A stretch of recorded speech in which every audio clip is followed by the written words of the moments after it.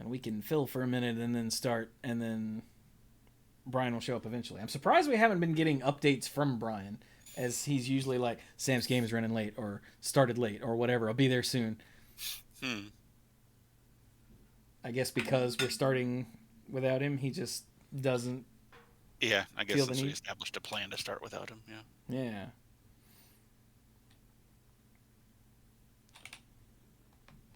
Are you guys happy about cold weather being back? Um, it's hard to tell. Getting used to the way that the heat runs in this place, it was like it was like damn near 80 degrees upstairs this morning, but still like cold downstairs. Like the heat, the temperature difference was ridiculous. It took a while to balance out. Remember, Mike, hot air rises. Yeah, I know. I grew up in a house with two floors, and it wasn't like this. Remember, Mike, I got nothing actually. You're still an intruder to your new house. It hasn't I gotten used am. to you. It's still trying to drive you out. Yeah, this is part of the immune response. Don't give in, Mike.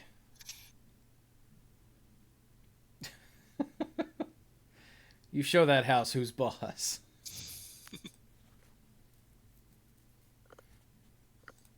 Hmm. All right then. That's enough filling. So here we go.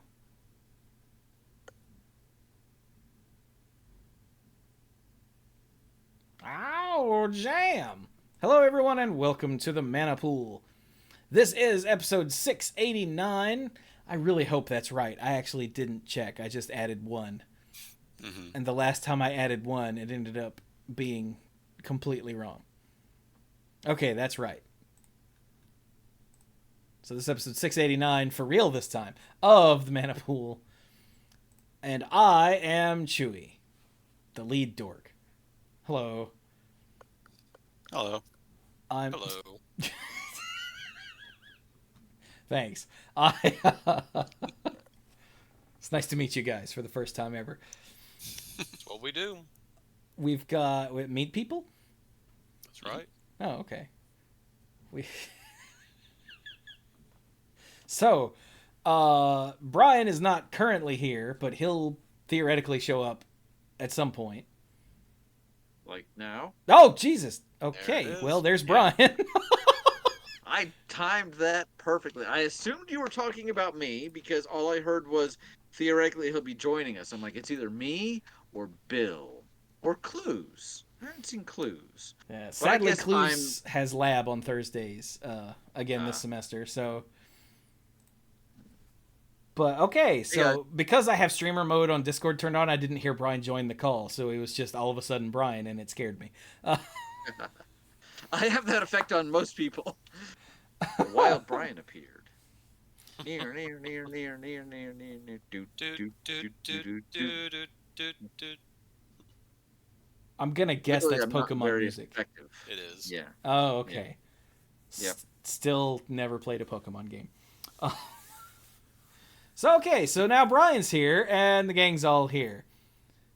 So Brian is our talker.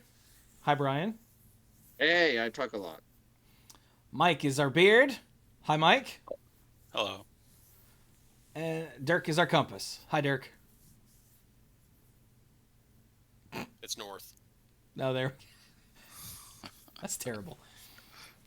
Well, now that Brian is here, I guess we can go back to the Jurassic Park cards. Sweet. Because I figure now that those are all revealed, as far as I can tell, we will just run through those because they're fun. Sure. Aha. So, Brian, did I put a link in the Discord that was straight to the Jurassic Park cards? No, but I'm using Dirk's link from last week to go to the card image gallery. And from here, one of the useful things they can do is specify the set. So I select Jurassic World Collection. And look at that. Yeah. It's And up. if you go over to card treatment and put on traditional foil, you won't get 2 of each. Treatment? It's the second. And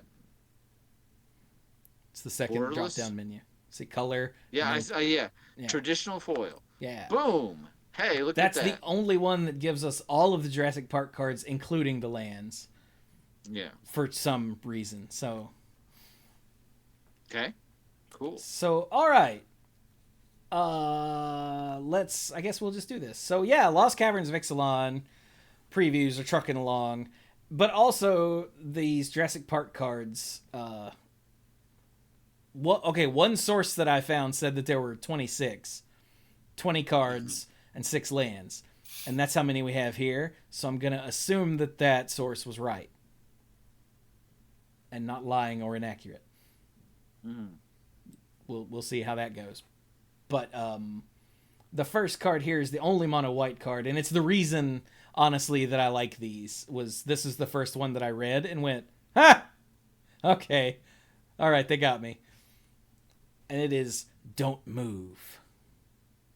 For 3 white, it's a sorcery that says, destroy all tapped creatures.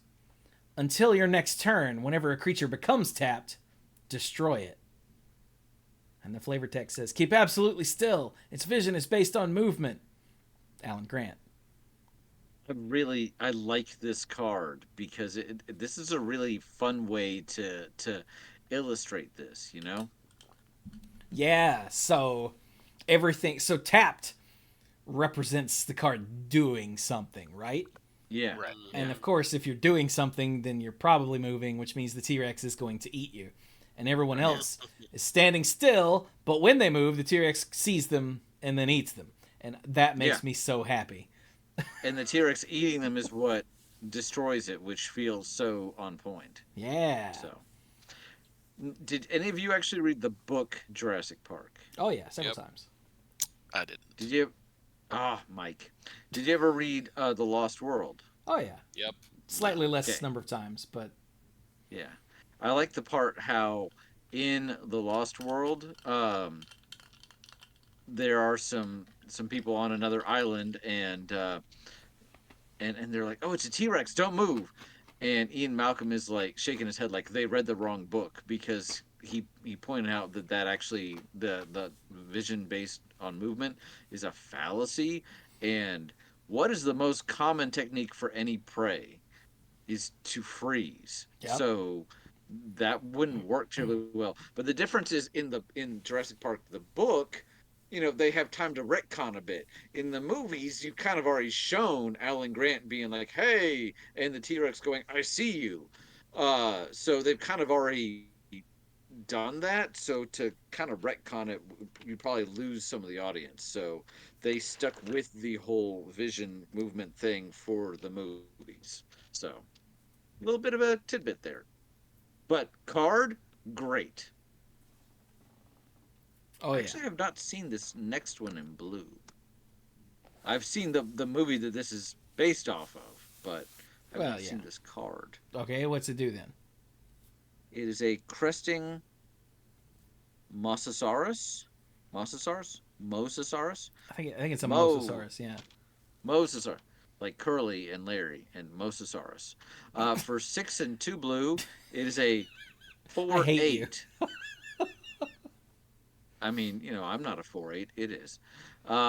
It has Emerge of 6 and a blue, and as a reminder text, you may cast this spell by sacrificing a creature and paying the Emerge cost reduced by that creature's mana value. So if you sack something that's a little pricier, then it comes off of that. When Cresting Mosasaurus enters the battlefield, if you cast it, return each non-dinosaur creature to its owner's hand. Good lord. Because it will eat everything else, I guess. Or I'm not sure what the flavor of that is because it's kind of stuck in the pool. But I guess because it jumps out of the pool and because it's cresting, it jumps out of the pool, makes a big splash, and everything else gets wiped away. Yeah. maybe. Yeah. Or runs away. That feels like the This is flavor used for blue making a big wave and washing things away on Yeah. other this cards. is this is I think canonically one of the biggest dinosaurs in the movie series, like just scale wise. Which makes sense from a biological perspective, doesn't it, Dirk? Why do we have bigger creatures in the ocean? Yep, that would be true. Water tends to be a bigger, able to hold more weight. Like this, like can help creatures move better, and so they can get bigger. So yes. Great. Thank you, Dirk. So yeah, Cool. that's pretty cool. And you can sacrifice something that it would have bounced anyway. Mm-hmm. So it's not a huge loss, because it wasn't going to be on the battlefield anymore anyway. Right. Yeah. I like it. Not as much as I like Don't Move, but All right, next up, we've got Nedry. Well, we've got Nedry in the art. We don't have Nedry. I haven't looked at all of these, but if Nedry has a card, I might poop a little. Pretty cool. So somebody read a card. I just read a card, so. Okay, so this is the spitting Dilophosaurus, or Dilophosaurus, if you want to get weird with it. You go to hell. It is. It's a 3/2 for 2 and a black. It's a dinosaur. Whenever it enters the battlefield or attacks, put a -1/-1 counter on up to one target creature. And then creatures your opponents control with -1/-1 counters on them can't block. Because it's bit in the face and blinded them with the acid. Mm-hmm. Yeah. I like it. It's kind of a simple effect, but it's effective, and you can kind of get what it does, but it works from a flavor perspective too. All in all, and it's nice to see a dinosaur that's not huge but still feels threatening. Yeah. This is good. I like it. Yeah. Yeah.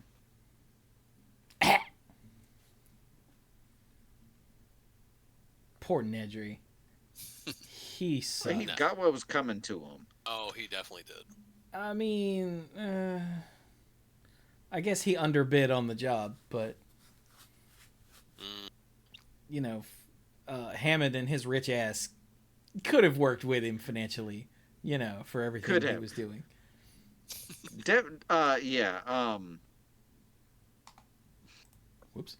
They definitely didn't go to any great lengths to make Hammond very likable. In the book, he's He's way worse. he's way worse. And spoiler alert for what? It's over. The movie's 30 years old, so older than that book.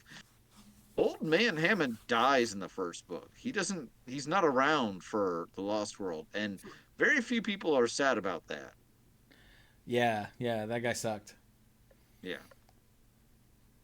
He was eaten by compies, but we're not there yet. He was. That's down in multicolored, I think. All right. Next up, we've got a card in red. Hunting Velociraptor. For 2 and a red, it's a 3/2 rare dinosaur with First Strike. And dinosaur spells you cast have Prowl of 2 and a red. When you cast a spell for its Prowl cost, or you may cast the spell for its Prowl cost if you dealt combat damage to a player this turn with a creature with any of its creature types. Right. So it says dinosaur spells you cast have prowl of 2 and a red. So if you've got a dinosaur that normally costs 5 and 2 green and a white, whatever that might be, but you have the hunting velociraptor out and the hunting velociraptor deals combat damage to an opponent, then you can pay your big dinosaur for 2 and a red because you've dealt damage with a dinosaur. Yeah. When Prowl first appeared, it only appeared on like fairy rogues and goblin rogues, so it was a little difficult to tell exactly what was going on. It seemed to only work for rogues. But no, it's based on the creature type of the card that it's on. So if you somehow if you somehow gave your merfolk prowl, then dealing combat damage with a merfolk would turn on the ones that have prowl, would give you that option. Interesting. Which for fairies, that's one thing, but there's some more expensive fairies. But for dinosaurs, this feels big. Yeah. There are so many that cost 5, 6, or 7. Yeah. And there's the flavor text. Clever girl. And then he gets his face eaten. Damn it, Muldoon. Stop getting your face eaten. He was the only person that was like in the first movie that was like respected and feared the dinosaurs for a long time.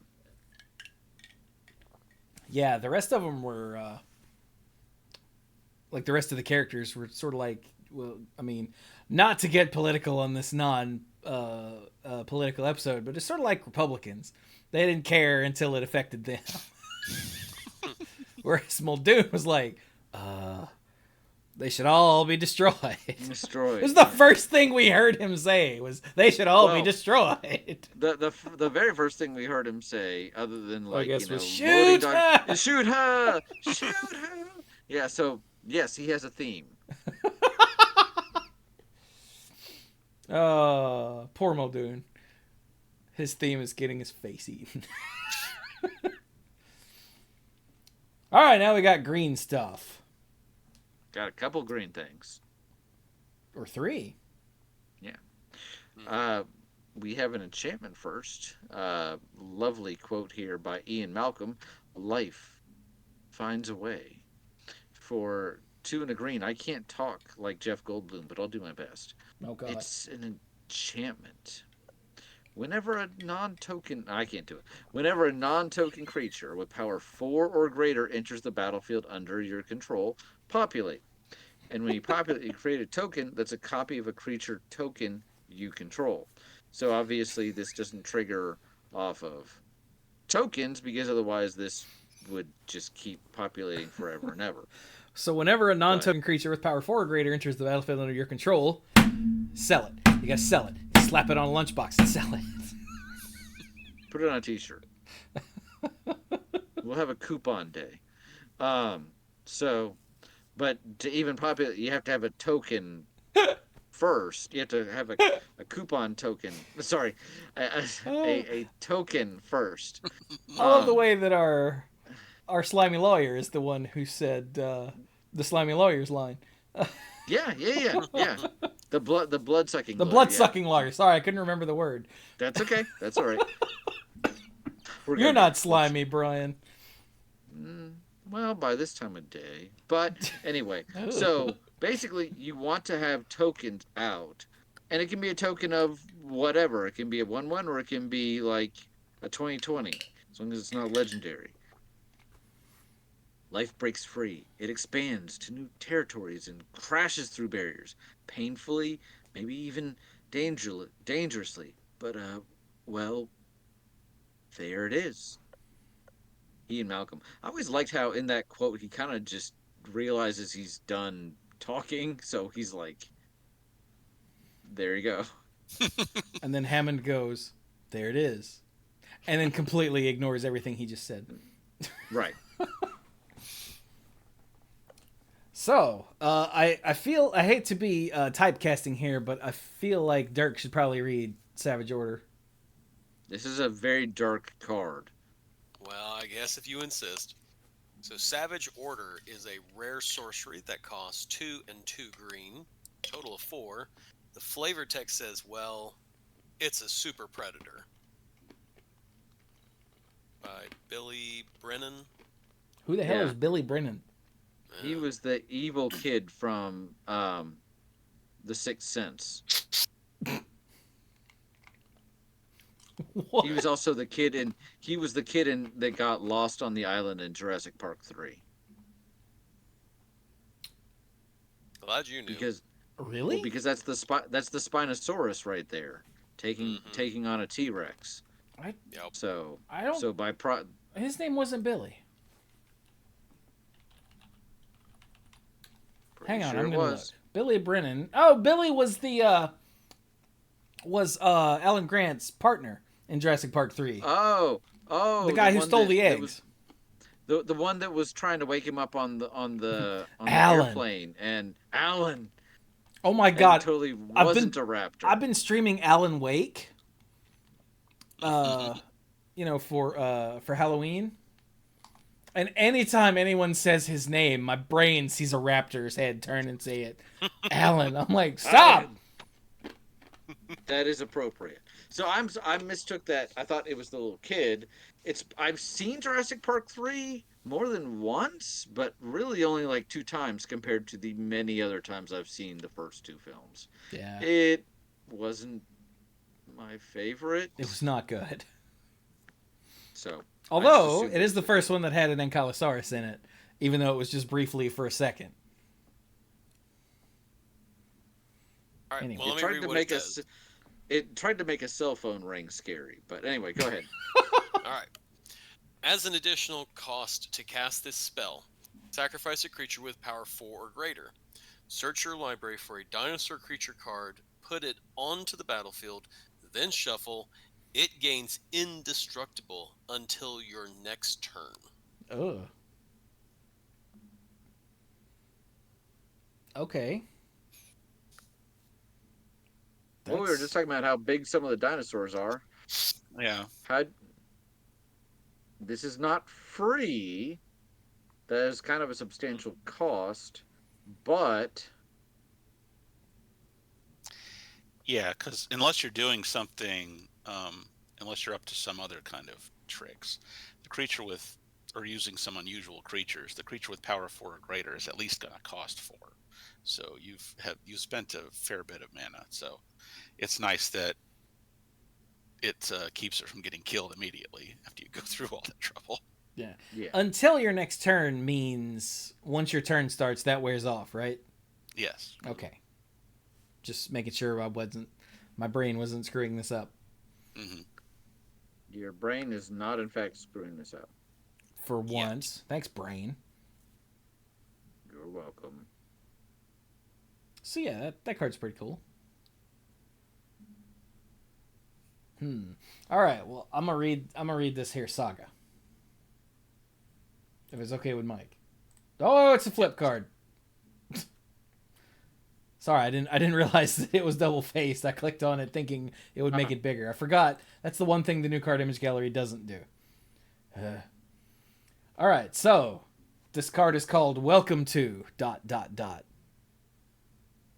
And it costs 1 green for a saga. All right, chapter 1. Hang on, I gotta make this slightly bigger. There we go.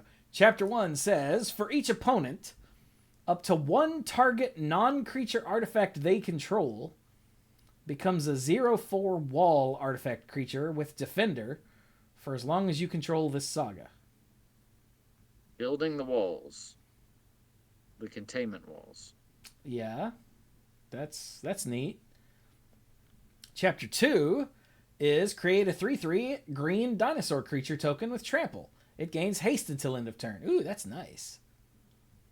So Populate the park. Yeah, that's getting the dinosaurs in the park. Yeah. Yep. And then, chapter 3 says destroy all walls. Yep. I mean, that's pretty much what happened with Jurassic Park. Yeah. Destroy all walls, exile the saga, then return it to the battlefield transformed under your control. And it transforms into Jurassic Park, which is a legendary land that says each dinosaur card in your graveyard has escape, which is yeah, but escape is casting are you casting? Oh, there's reminder text. Yeah, you may cast cards from your graveyard for their escape cost. Yeah. So, each dinosaur card in your graveyard has escape because the dinosaurs escape. Get it? The escape cost is equal to the card's mana cost plus exile 3 other cards from your graveyard. Yeah. That's just to keep it balanced. Yeah. Yeah. Remember with escape, they don't come in with a finality counter. They can stay out. It's just that every time you have to keep exiling these other cards from your graveyard. Yeah. So there was an Elspeth card with escape, and so you could keep replaying her, but you had to keep filling up the graveyard. So again, that's how it's balanced. Yep. Yeah. And it also has tap, add a green for each dinosaur you control. Yep.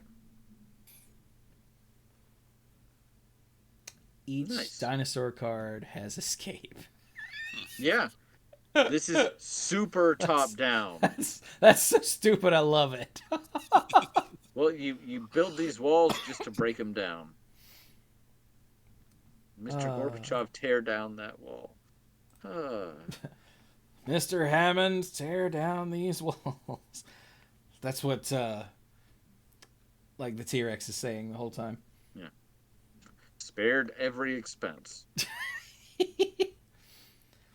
All right, now we have multicolored cards. We do. Mike hasn't talked for a while. Yeah, Mike, why don't you shut the... So this first one, it's from one of the newer films. Blue Loyal Raptor. 2 a green and a blue for a 5/4 dinosaur that also partners with Owen Grady Raptor Trainer. And as a reminder, partnering like this, when this creature enters the battlefield, target player may put the other card that it partners with into their hand from their library and then shuffle. So partner first appeared in one of the sets that was made specifically for Two-Headed Giant. Battle Bond. Another team play. Yeah, Battle Bond. So that's why it says target player, because you could help your teammate grab something if it happened to... If you had a card, if you each had a card that partnered with each other. So anyway, so blue partners with Owen Grady, and for each kind of counter on blue, each other dinosaur you control enters the battlefield with a counter of that kind on it. Ooh, that's cool. Like first strike, lifelink, all that Yeah. good stuff. Yeah. So remember, Ikoria introduced the idea of ability counters that could carry keywords with them. So there's tons of stuff out there, and there have been several cards printed since Ikoria that take advantage of that tech and use counters to grant abilities. And of course, you've got your old-fashioned +1/+1 counters. Mm-hmm. Sure. But also, let's not forget, this works with bad counters too. So if like a spitting raptor, -1 counters. spits at blue, counters, then stun counters, finality counters. Mm-hmm. Yeah. If blue ends up with a finality counter, then all of your dinosaurs that show up afterwards are gonna get exiled when they die instead of going to the graveyard. So, But it balances out, I think. yeah. Mostly, it's good. Yes, very mostly. So that's pretty cool. And it's a 5/4 for 4. So let's go see what Owen does. Yeah, let's skip down there. Yeah. What's Owen do, Mike? So Owen Grady, Raptor Trainer, 1 a red and a green for a 3/2 human soldier scientist. Really? Good for him. So Grady also has a partner with Blue Loyal Raptor. And it has an activated ability. Tap, put your choice of a menace, trample, reach, or haste counter on target dinosaur. Activate only as a sorcery. So menace, trample, reach, haste. And of course, they obviously work really well together. Yes. Also, is it weird that Chris Pratt and Samuel L. Jackson made it onto Magic cards before there were any Marvel things? That just seems weird. I forget, does partner also affect your options for commander choices? Can I think partners it- also be commanders together? I I don't feel like remember they how partner can. with works. Hey, chat, I know original partner meant that they were both in your command zone, right? I thought that's Yeah. but And then I they don't remember how partner with works. Even though that's the one they use the most these days, I don't play with any Yeah. of those cards, so I don't know how they work. Yeah, is this like a banding and bands with other thing where they don't actually work together well? So partner with means you can have them as commanders together. Okay. Thank you. That's what I thought. We will trust Jay Spencer on that. I tend to. Yeah. I do trust Jay Spencer with that. But the what was that? The Real Pure Shots is now following. Well, hello, welcome to the pool. Thank you for the follow. Nice. So, but they also have the ability, as it's spelled out on blue, for use in non-commander setups, which is a nice touch. Okay. So let's keep going then. Compy Swarm. Oh, this is how Hammond died. Although in Yeah, only in the books. in this it's the dude from the movie What Died under a Compy Yeah. Swarm that had the Was that Taser. was that Peter Stormare? I feel like that was Peter Stormare. I'm not sure.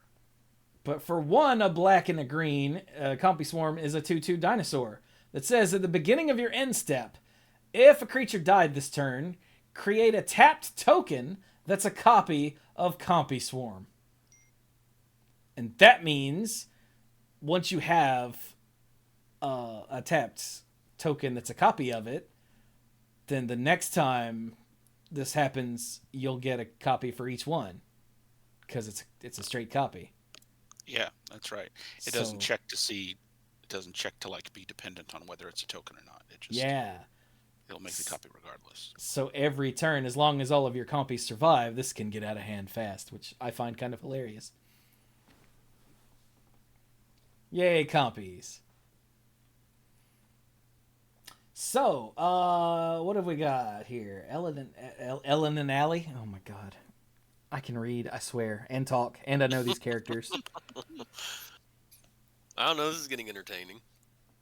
So Ellen would be from Outside Extra, the YouTube channel, and Allie is my accountant. There we go. Oh god, somebody read this stupid card. Ellie and Alan, paleontologists. Although technically she's a paleobotanist, but whatever. For 2 and a bant, a green, a white, and a blue. It's a legendary human scientist. 2/5. The ability, tap. Exile a creature card from your graveyard. Discover X, where X is the mana value of the exiled card. Activate only as a sorcery. If you recall, Discover is one of the new mechanics from Caverns of Ixalan. It's the new take on Cascade. So for Discover X, it's exile cards from the top of your library until you exile a non-land card with that mana value or less. Cast it without paying its mana cost or put it into your hand. Put the rest on the bottom in a random order.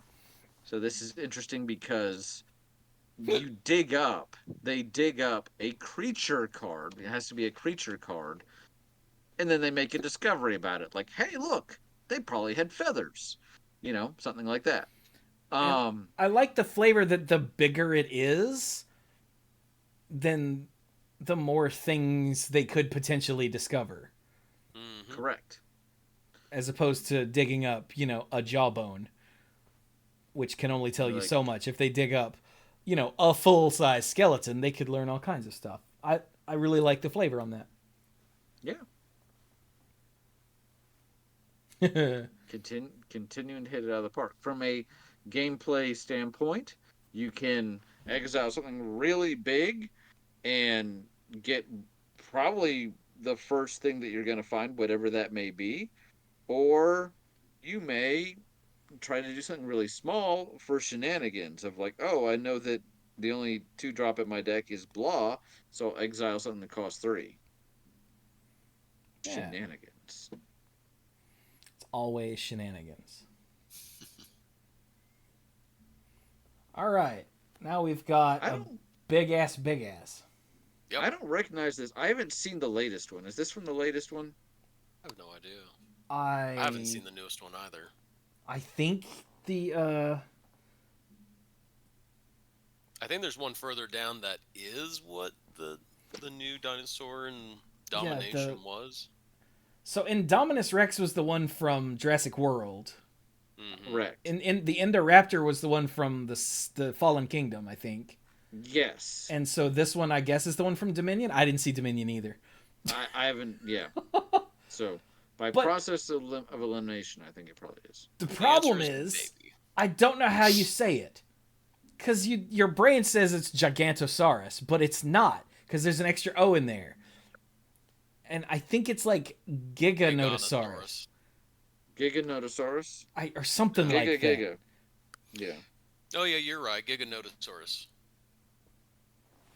But my brain always wants to call it Gigantosaurus, because if you just remove that O, it's Gigantosaurus. But anyway, Ryan, I only know that because of Dinosaur Train. I don't even know what that means. Is that a kid's thing? It's a PBS kid show. Oh, nice. PBS has kid shows about dinosaurs? Oh yeah. Dude. It's amazing. Where was all this cool stuff when I was a kid? All we had was Jurassic Park. And they didn't even get Velociraptors right, for God's sake. They did on Dinosaur Train. But all right. All right, so yeah, read the creature big guy. is Grim Giganotosaurus, which is for 5 black green, so grand total of 7 mana. It's a 10/10 dinosaur that's rare that has monstrosity of 10 for 10 black green mana. Oh my God. This ability costs 1 less to activate for each creature with power 4 or greater your opponent's control. Oh, that doesn't help much. It depends on what your opponent's playing, but And also if you're a says- multiplayer, this might as well cost the black and the green. Some games. True. When Grim Giganotosaurus becomes monstrous, destroy all artifacts and creatures other than Grim Giganotosaurus. Holy crap, I had not finished reading the card. It blows everything except for itself up. And so the cheaper, the more big stuff they have, the cheaper your monstrosity is going to be, and the more stuff it's going to wipe out. I remember really liking monstrosity before, and it was Monstrosity like rules.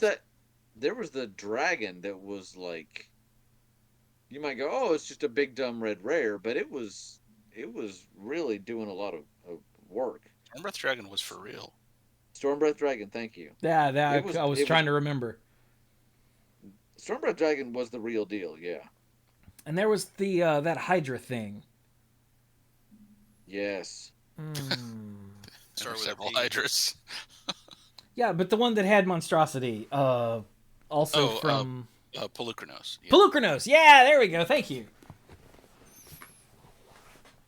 Yeah, back in the days of Monday Night Magic, I would have to constantly read that card's name all the time. Which is why it sticks out in my head. So, all right, yeah. Grim G is pretty cool.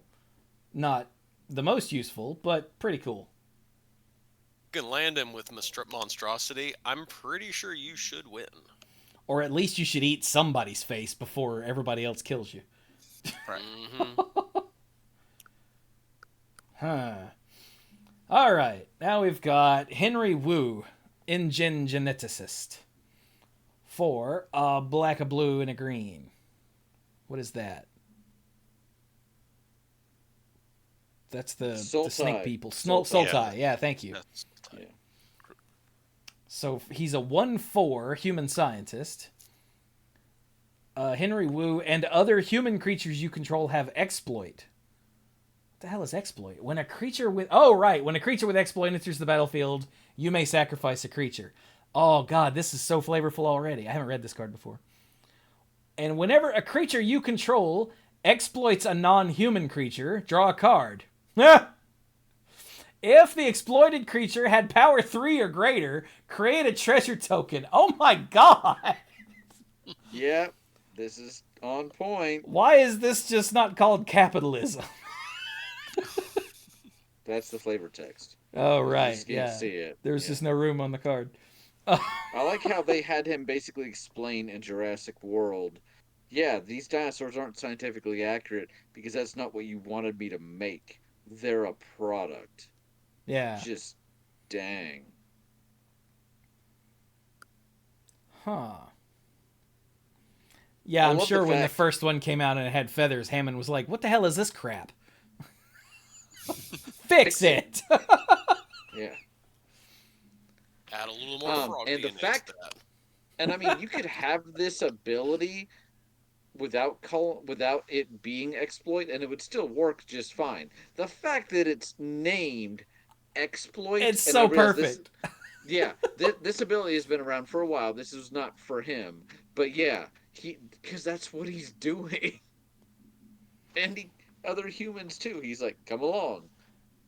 And if he exploits show really you- well, then you get money for it. Yeah, this Oh. is what you paid me for, and you're gonna keep paying me. Oh, this is Yeah. depressing. Quick, let's read the next card. So the next card is great because it's Ian Malcolm, Chaotician. Life finds a way. So, and it's the scene where he's putting the water on Ellie's, Ellie's hand.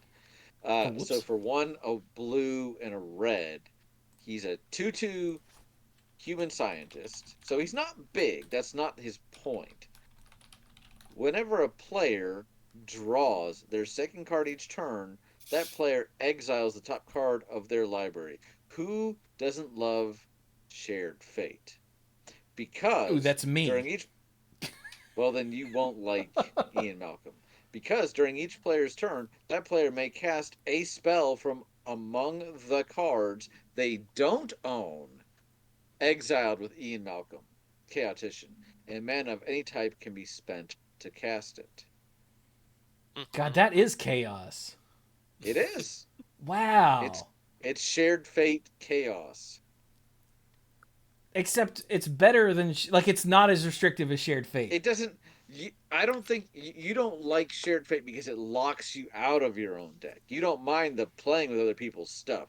This is you still get to draw your own stuff, but some of your stuff is also going to go to everybody else. Yeah.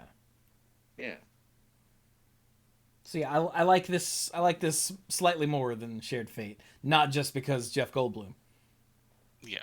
I but mean, mostly he does make things. because Jeff Goldblum. The day I just happened to be flipping through HBO and The Fly came on, I was like, "Oh, this is really good," and the effects were really good for the time period. But by the end of it, like, I actually felt ill. Like, the special effects were so good, I was actually like disturbed to my stomach with what was happening to this dude. Like, Yeah, I still can't think. I think about that's what Cronenberg was going for. So yeah. it. Good job, good job. Let's look at things that aren't turning into giant flies. Yeah. Okay. Fine. This card is still great. I don't have a whole lot to say about it. You know, you play with everybody else's cards, and they play with yours. Woohoo! Let's see who's up. Your mic. Oh, I don't know. Okay, This then. next one is super green. So Yeah, that's true. So hey, Derek, read the Rex. Oh, Indominus Rex Alpha. For one hybrid blue-black. Let me redo the casting cost and everything. All right. So for 1, 2 hybrid blue-black mana and 2 green mana. So a grand total of 5 overall mana in a confusing way for a 6/6 dinosaur mutant that's rare and legendary. Its text says, as Indominus Rex Alpha enters the battlefield, discard any number of creature cards. It enters with a flying counter on it. If a card discarded this way has flying, the same is true for first strike, double strike, death touch, hexproof, haste, indestructible, lifelink, menace, reach, trample, and vigilance. I counted 12. Okay.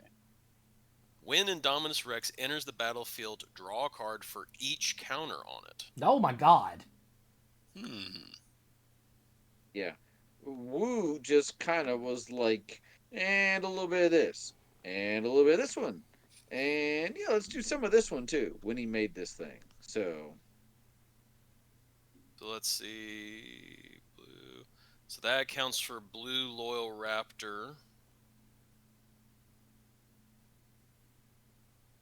Oh yeah, if you play this after you have blue on the field and blue has a counter on it, then he automatically gets that Oh one. yeah, he'll get one. That's cool. Because the only color missing from that group is just black. That's the only black and red. Because Owen has red. I don't know where black's coming from, but the blue from blue accounts for that part of the cost. I have no idea what Dirk is talking about. I'm talking about like in terms of commander. Oh. Gotcha. I was very confused. yeah, I was trying to follow along too. Gotcha, Yeah, Dirk. I like the way you can discard, like, some sort of French vanilla creature. Like, let's say, something with first strike, and you get, for 5 mana, a 6/6 first strike, draw a card. Incarnations. Discard Valor. Comes in with a Valor counter, and all of your other stuff that isn't Indominus Rex has. It doesn't work with Filth, because this doesn't say Swamp Walk. No. Mm-mm. But no, all of the incarnations, or the first set of incarnations, all have that innate ability. They all have the ability they grant, right? That's Wonder right. has flying. Okay. Yes. Sorry, I didn't mean to interrupt Chewie. I just had that thought. I was like, what about incarnate? And then my brain froze for a second. I was like, wait a minute. That's awesome. Well, So, if you had Conspiracy out and you named Slivers, and you were running this with Slivers, Oh, Jesus. You have to. stupid slivers But, like, ruining those. everyone, like, chat says, yeah, discard a chroma. Yeah, everyone immediately jumps to, like, how do we make this insane? But it's insane with 1 counter on it. It is. I mean, Good stuff. Because it's a It's a 5 mana 6/6. 6/6 draw card with whichever ability. Like, that's ridiculous. take- Yeah, like I'll if you take- pitch a spark elemental, it has haste and trample, and you draw 2 cards. That's awesome. That it's completely insane. Yeah. Yeah. If you pitch, there are a number of angels that have flying and lifelink. So, Yeah. Yeah. how would you like a 6/6 with flying and lifelink, please? I mean, only if I can draw 2 Yes. cards. Well, all right. well, and this is any number of creature cards. So it doesn't Yeah. have to be just one. You could, if you had a Sure. myriad on there, that's Sure, more. we're just thinking the more are on one card, the more likely it is you'll be able to pull it off, because you may not always have like 10 cards to discard when you cast Mhm. this. So you're right. You can do, and this also sets up graveyard shenanigans of like, oh, I'll just discard this thing with flashback. Well, creature We cards saw don't usually have one, didn't we, flashback. that had that? We knew what you meant. mean, yeah. This thing with escape, let's say. Yes. Thank you. Chewie bailing me out again. I'm a helper. Yeah. You are. I say it. You actually do it. So, that's pretty cool. How does the other big bad from a Jurassic World movie work? Who's up? Mike? Mike is up. I guess so. This would be the Indoraptor, the perfect hybrid. Oh, That's what it wait, says What wait. about right an there. outdoor? I'm just wondering what the outdoor raptor looks The like. outdoor raptor. Oh my Goodness gosh. gracious. Smell like You're outdo. welcome. Can I just point out how we were all talking about how great the Indominus Rex is, but the Indominus Rex is actually a little bitch, just because it has to point out that it's alpha. Anyone that has to Well, point out that they're alpha is absolutely not. maybe they're not the one saying it. Maybe everybody else is saying it about him. Nobody says Like, that I about agree. anybody. I agree if you, like, walk past the person's office and it's like, Bill Smith, and then under that it has the title Alpha, then you're like, Boo! This guy sucks. Okay, sorry. I meant to say that a long time ago and forgot. So back to the outdoor raptor. Yes, the outdoor raptor. Okay, the perfect hybrid just costs 3 mana, 1 and a black-green hybrid, and a single red mana for a 3/1 legendary dinosaur mutant with Bloodthirst X. Bloodthirst X means it enters the battlefield with X +1/+1 counters, where X is the damage dealt to your opponents this turn. Not just combat damage, any kind of damage. yep. 3/1 Bloodthirst X has menace. Ooh. Pretty dangerous. It also has an Enrage ability, which is something we first saw on Dinosaurs in original Ixalan block. Something happens when it gets damaged. So whenever Indoraptor is dealt damage, choose an opponent at random. Indoraptor deals damage equal to its power to that player unless they sacrifice a non-token creature. Huh. So they can, like, shove something else in the way. Like, all right, I play this thing. It's now, because I've dealt a lot of damage this turn, it's going to be 16 power. So it's a 16/14. And I choose Mike. And Mike is like, my soldier token will take the damage. Well, Non-token technically it won't. Oh, non-token. Yeah.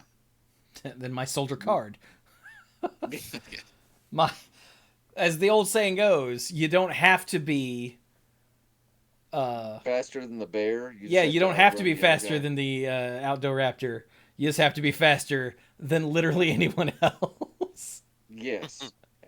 And to be clear, I said something in. I made it sound like it's taking the damage. It's technically not taking any damage, just for like lifelink shenanigans. But that's flavorfully what's happening. Is you're knocking somebody else down. Yeah, or you're putting you're something else in tripping the way. somebody else to get eaten instead of you. Yeah. Bye. I love you. I'll tell your mom you died. Which I find hilarious. All right. So that's cool. Let's go down to It's permission denied. Yeah. In white and blue. That feels appropriate. It's an instant counter target non-creature spell. So it's a not essence removal. It's the negate. Your opponents can't cast non-creature spells this turn because they're locked out. You didn't say the magic word. And there's Sam. Please! Damn it, I hate this hacker crap. With a cigarette hanging out of his mouth. Back before Samuel L. Jackson was Samuel L. Jackson, he was just Samuel L. Jackson. Yeah. Then he got his arm ripped off by a raptor somehow.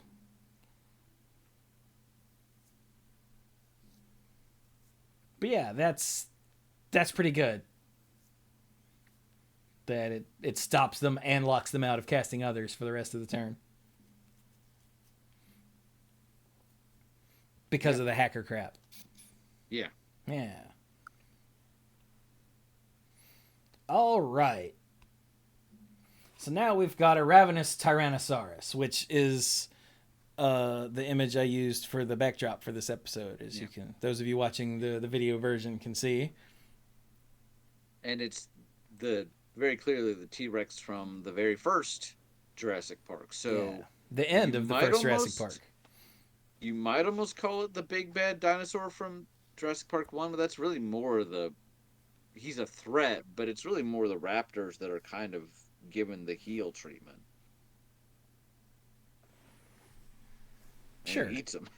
He's just the walking force of nature. He is. He's not out to hurt He's not out to single out anybody. He's just there to eat things. He's Galactus? Yep. Yeah. That feels oddly appropriate. So what's it do? Well, for 4, a red and a green, he's a 6/6 dinosaur. Not legendary, because Ravenous Tyrannosaurus doesn't really narrow it down, you know what I'm saying? He There's has the one in the back. Devour... He's like, no, I'm a vegan now. Yeah, right? What's going to happen to the goat? Well... The T-Rex has Devour 3. Sorry, I should say she has Devour 3, because... someone went out and lifted up all the dinosaur skirts. Hashtag feminism. Well, I mean, That's- light finds a way, so it could be a guy, but... Oh my god. I would just like to verify for anybody new that might be listening, we're not any of those people. No. No. That was just really funny. All right. So, Ravenous Tyrannosaurus has Devour 3, which means, as this enters the battlefield, you may sacrifice any number of creatures, and it gets 3 times that many +1/+1 counters for each of those creatures. So I did read about this. Someone got carried away writing the reminder text, and it's got too many words in it. So 3 times that many for each of those creatures would be 9, but that's not what this does. Oh, it does, doesn't it? Yeah. Whoops. So it really is just 3 for each creature that got devoured. Yeah. I honestly kind of love the fact that happened. Huh. So, if you eat one thing, it's a 9/9. If you eat 2 things, it's a 12/12. You can do math. It's not the exponential, 3 Yeah. times for each. Oh, dang. So, there's more, though. Whenever Ravenous Tyrannosaurus attacks, it deals damage equal to its power to up to 1 other target creature. Oh! And then excess damage is dealt to that creature's controller instead. Okay, so it's trample without attacking. Yeah. So Well- let's say you have no counters on it. It's just a 6/6. When the T-Rex attacks, you deal that damage to your opponent's, 5/5. So the creature will take 5, and then the creature's controller will take 1. Because it's just like trample. But Nice and simple. it's also still attacking. Yeah. So... Oh, yeah, that is when it attacks. So that's before any combat happens. You turn it sideways, and then it bites something. Yeah, and it's still coming at you. So you really must go faster. Wow. If you want to get away from this thing. Man, that's gross. If you give it actual trample somehow, then Yeah. your opponent just dies, right? Like, Pretty much. ugh. If it devours 2 creatures, it's got Devour 6, or it has 6 +1/+1 counters on it. There you go, yeah. Yes, that's right. Okay, So for each creature you eat, it gets 3 counters. there you go. Like when you cast it. For each creature you you can't say eat. For each creature that you sacrifice when you cast it, it gets 3 counters. Nom. Nom nom nom. All right, I'm gonna need Mike to read the Swooping Pteranodon, because I think this might have the best flavor mechanic I've ever seen. Yeah. I saw it earlier today on Facebook. Swooping Pteranodon costs 5, 3 a red and a white for a 3/3 dinosaur. Just a dinosaur, not a mutant, no job, no nothing. Now these damn dinosaurs have jobs. No. They took her They're job. freeloaders. So a They 3/3 for didn't 5. take our jobs. No, they Yeah. did not. Can't even give them away. Anyway, a 3/3 for 5 with flying and haste. And when swooping Pteranodon or Pteranodon, Pedandodon, Pteranodon. English is hard. Or made up Greek is even harder. Whenever swooping pteranodon or another dinosaur with flying enters the battlefield under your control, gain control of target creature and opponent controls until end of turn. All right. Untap that creature. It gains flying and haste until end of turn. At the beginning of the next end step, target land deals 3 damage to that creature. Fall damage is hard. Fall damage is hard. So, yeah, your flying dinosaur swoop down, pick up an opponent's creature, carry it with them. I guess that's why it has flying and That's haste, because they've got it. That's the threaten. Yeah. And then they drop it. And I like It's a that great- target land deals 3 damage. Yeah. Even though the land isn't even a creature. Yeah, you could easily just be like, it takes 3 damage, but it's a land that does it. Yeah. Your It's swamp like dealt it 3 damage. it's 2 extra words that don't need to be there. Target land that just make it so much funnier. Yeah, yeah, and you get it. You know exactly what's happening, and you're like, oh, that's amazing. Oh, it's great.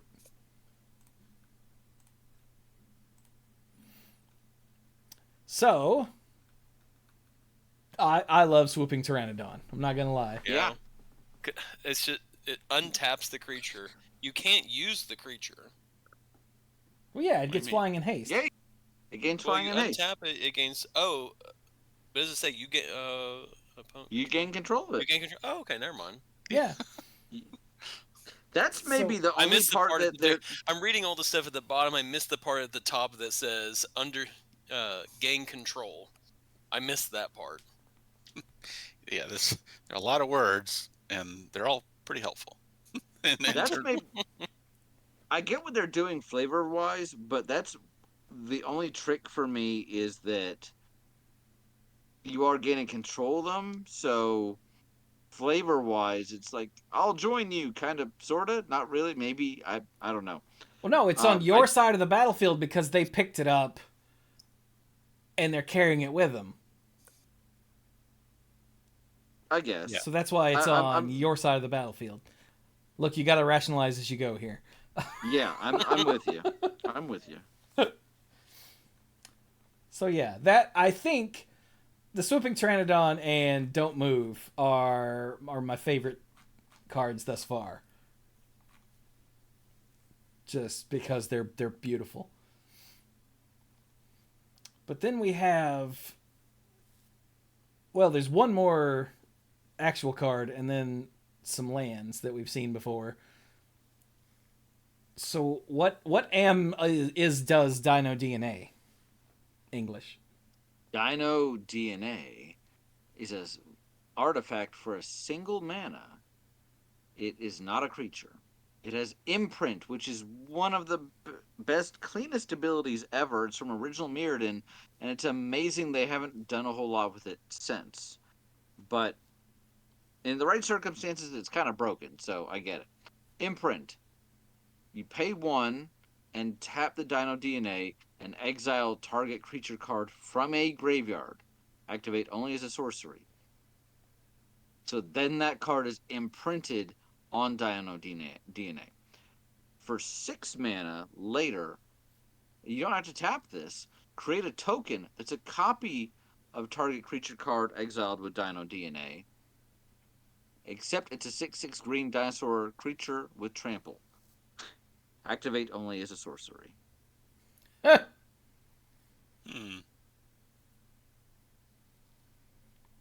I'm face palming right now because we've already seen where if you sacrifice or if blah blah blah with a 4 power or greater dinosaur, Mm-hmm.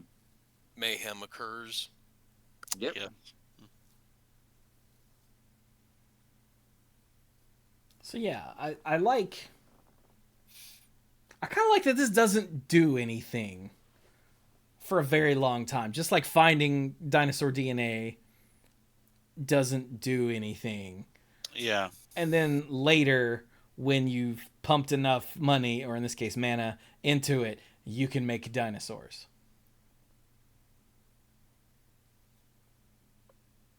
That's pretty cool.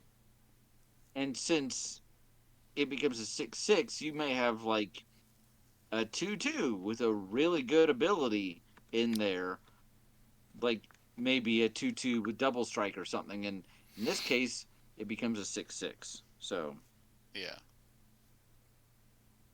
I kind of like the idea of putting a spitting Dilophosaurus under it, there you go. so you can just pump out things that are going ah, and then running over people.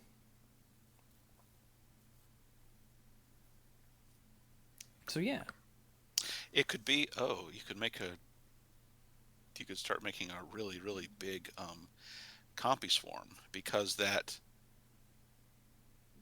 characteristics that the token is created with are its copyable characteristics. So yeah, if it's a compy That's- swarm, it'll make more 6/6 compy swarms with trample. yeah. Wow. That's kind of crazy. I love it. So those are all of the mechanically unique cards, as they like to put it. We've also got the basics and command tower that have Jurassic Park art. So the command tower is the visitor center, I guess, from Jurassic World. I don't actually I know think which building so. that is, but you know, it's that building. Yeah. Oh wait, and they're all double faced. They're all double faced. Mm-hmm. Oh, I completely missed that.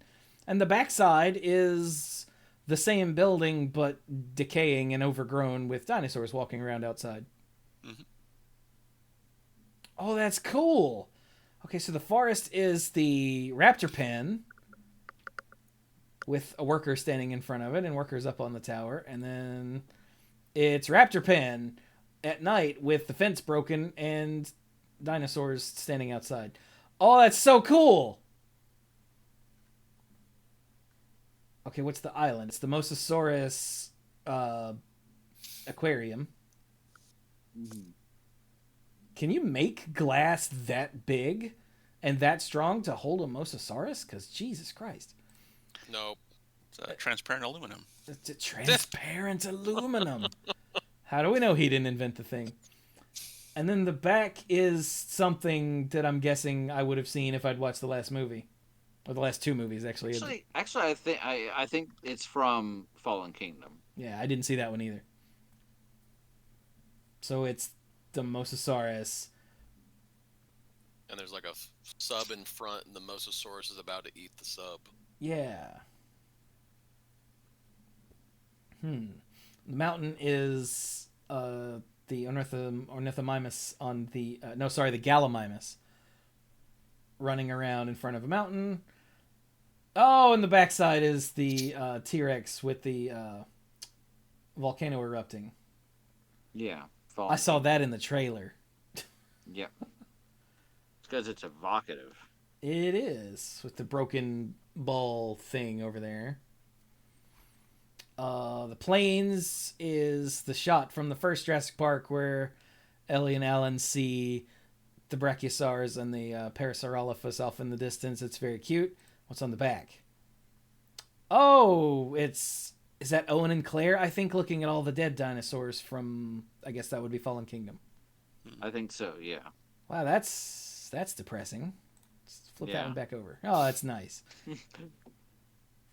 And then the swamp is the Spinosaurus underwater, tracking the people on the boat from Jurassic Park 3. Alan.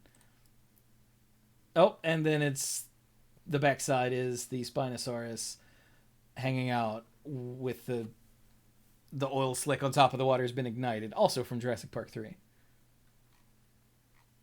I Oh, really these love are cool. that art. That may be one of my favorite. That and the T-Rex, volcano exploding. Maybe some of my favorite art on Basic Lands, bar none. That's Yeah, those really are both pretty good. Yeah. Cool.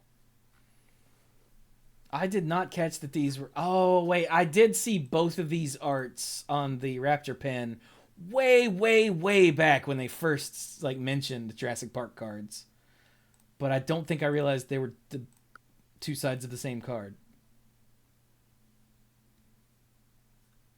That's neat. All right then. So that's the Jurassic Park cards. Those are fun if you're into dinosaurs or if you're into Jurassic Park especially. Like they're really cool. And if you're not, most of them I think are still pretty cool. Yeah. Yes. Like Compy Swarm, Ian Malcolm are both really cool. The Swooping Pteranodon is just funny regardless of whether it happened in a movie or not. Yeah, there's just good stuff here. Nice. Okay then. So should we dive into regular cards for a bit? We should. Yeah, let's do that. Let's see here.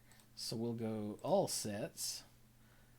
And then I guess all treatments? Yeah, why not? Oh, wait. We can search for rarity.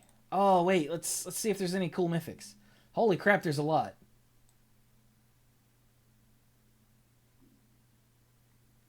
Okay, I don't know. What do you guys want to talk about? Let's talk about there's so much here. Yeah, All and sets having has the commander stuff too, doesn't it? Yeah, it does. Okay. yeah, we can turn that off though if we like. Like there's a whole row of Pantlaza Sun Favored. There's literally 4 different cards that are the same card. The regular one, the extended art one, the alternate art one, and then the I don't know what this is called. The one that the colors are inverted on the border. I guess that's the foil etched version. Thanks, video game. Seems like something a video game would do. But anyway, whatever you guys want to talk about, I will set up the card image gallery to do that. So I have it set to the mythic rares, and we could talk about the gods. Oh yeah, we do have There's gods. a cycle of those. All right, let's do that. So there's Ogier Tak, Deepest Foundation. Did we already talk about that one? We have not. We haven't talked I don't about think we any talked of about these. any of them. Now, Okay. reminder, there is... I sent you guys a link to the pronunciation guide that has been made up for these. Mm-hmm. So it'd be O'Hare Talk. Oh, yeah, I was trying to find that.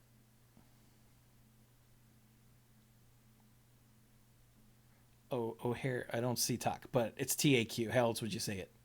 Yeah. Yeah. Yeah, what you said. Ogier Tak, Deepest Foundation. For 4 and 2 white, it's a 6/6 legendary god. That's mythic. With vigilance. Because vigilance! If one or more creature tokens would be created under your control, 3 times that many of those tokens are created instead. Good lord. Wow. When Ogier Tak dies, a god dying, return it to the battlefield tapped and transformed under its owner's control. And that's when it becomes, when you flip it over, Temple of Civilization, which is a land that taps for a white mana, and for 2 and white and tap, transform Temple of Civilization. Activate only if you attacked with 3 or more creatures this turn, and only as a sorcery. So the gods start out as gods, and then if they are ever destroyed, they come back into the land, and the focus of the land, while the lands can be okay, none of them are like Gaia's Cradle or whatever. The point is to try to get them back to being a god.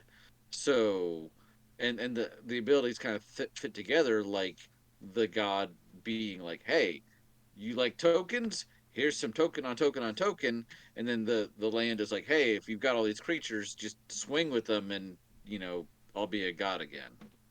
So I have read the story, although I don't think I haven't read any of the like side stories, but I've read the main chapters. It was 6 chapters this time. It was a bit longer than some of the others, and I liked it quite a bit. It was one of those stories where you have multiple points of view, um, and you really only see in the main story you really only see one of the gods, but they take a pretty central part of the story. It is not this one. Yep. This guy that they mention this one, and there's the thought of like, is this the same god that I guess the Sun Empire, the dinosaur people, writing people from the first set, is this the one that they worship or not? And as everyone is kind of heading to the core of Ixalan, where there's a star, a sun slash star in the middle, that's apparently the source of all creation. They come to learn a little bit more about their divinity. It's kind of Okay neat. then. I think it's worth a read. Sure. Last time I checked, the blue god was not out. It's right there. All you had to do is scroll down a little bit. I'm scrolling. I'm Also, scrolling. if you set it to just mythic, it's literally the first card in blue. Oh, hey, look at that. I hadn't set it to mythic, so Yeah. I So this is um O'Hare Pakpatik. Pakpatik. Cool. so what's it do? Oh, I was just pronouncing it so So I wouldn't you have wouldn't. to? Yeah, so Okay. you wouldn't sound like Dirk. O'Hare Pop Patique. Deepest Epoch. For 2 and 2 blue is a 4/3 with flying, legendary god. Whenever you cast an instant spell from your hand, it gains rebound, which means that you'll cast it again for free at the beginning of your next upkeep. When this dies, return it to the battlefield tapped and transformed under its owner's control with 3 time counters on it. Flips into Temple of Cyclical Time. Has the ability to tap, add a blue, and remove a time counter from Temple of Cyclical Time. Pay 2 and a blue and tap this. Transform it. Activate only if it has no time counters on it and only as a sorcery. So you can't cheat it back out again real quick, but you will get there. I like it, and I was always a fan of rebound. So yeah, this god was also not featured in the story, but it seems pretty cool. Hmm.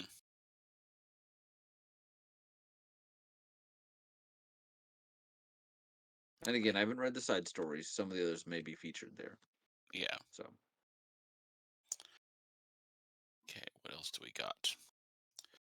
Oh, in black, the god here was referenced on a card in the original uh, Ixalan block. So this is Aklazat's Deepest Betrayal. This is a legendary bat god. Um, so there was the back face of, I can't remember what it was the back face of, but it was a double face card, and the back face was the temple to Aklazat's, and it said it was a bat god of night that was the enemy of the sun. So here it is. So Aklazat's for 3 and 2 black is a 4/4 with flying and lifelink. That's pretty good. That's some really solid vampire-like stats. Whenever Aklazat's attacks, each opponent discards a card. For each opponent who can't, you draw a card. All right. Whenever an opponent discards a land card, create a 1/1 black bat creature token with flying. Okay, cool. This is actually pretty solid abilities. So, like the others, when Aklazat's dies, return it to the battlefield tapped and transformed under its owner's control. And here we have the Temple of the Dead. So the first ability is tap to add black. The other ability, 2 and a black, tap, transform Temple of the Dead. Activate only if a player has 1 or fewer cards in hand and only as a sorcery.